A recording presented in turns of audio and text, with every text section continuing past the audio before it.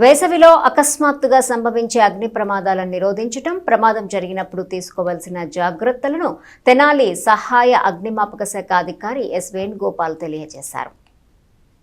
ఆంధ్రప్రదేశ్ రాష్ట్ర విపత్తు స్పందన అగ్నిమాపక సేవల శాఖ అగ్నిమాపక వారోత్సవాలను స్థానిక కొత్తపేటలోని అగ్నిమాపక కేంద్రం ఆవరణలో మంగళవారం ప్రారంభించారు. ఏప్రిల్ 20వ తేదీ వరకు జరిగే ఈ వారోత్సవాల్లో గ్రామీణ ప్రాంతాలు, ఫ్యాక్టరీలో అగ్ని ప్రమాదాలు నివారణ చర్యలను తెనాలి సహాయ అగ్నిమాపక శాఖ అధికారి ఎస్ వేణుగోపాల్ తెలియజేశారు.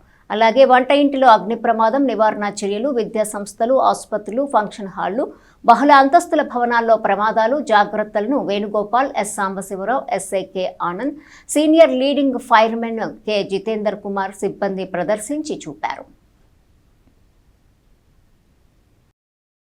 తెనాలి పట్టణ మరియు చుట్టుపక్కల గ్రామ ప్రజలకు అగ్నిమాపక శాఖ తరపున తెలియజేయనిది ఏమనగా ఈరోజు అగ్నిమాపక వారోత్సవాల ప్రారంభోత్సవ కార్యక్రమం భాగంగా ఈరోజు అగ్నిమాపక కేంద్రంలో తెనాలి పట్టణ 3 టౌన్ సిఐ సాంబశివరావు గారు, రూరల్ ఎస్ఐ ఆనంద్ గారి ద్వారా వారోత్సవాల ప్రారంభోత్సవ కార్యక్రమంలో భాగంగా వాల్ పోస్టర్స్, పాంప్లెట్స్, ఫ్లెక్సీలు అనేవి ప్రారంభోత్సవ కార్యక్రమం జరిగింది. అదేవిధంగా చనిపోయిన అగ్నిమాపక సిబ్బందికి సంతాపం తెలియజేయడం జరిగింది. ఈ వారోత్సవాల్లో భాగంగా రోజు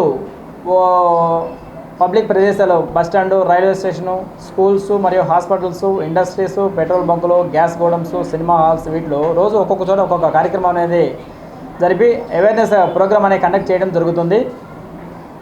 మరియు 20వ తేదీ లాస్ట్లో ముగింపు కార్యక్రమం అనేది మళ్ళీ అదేవిధంగా కేంద్రంలో జరుగుతుంది.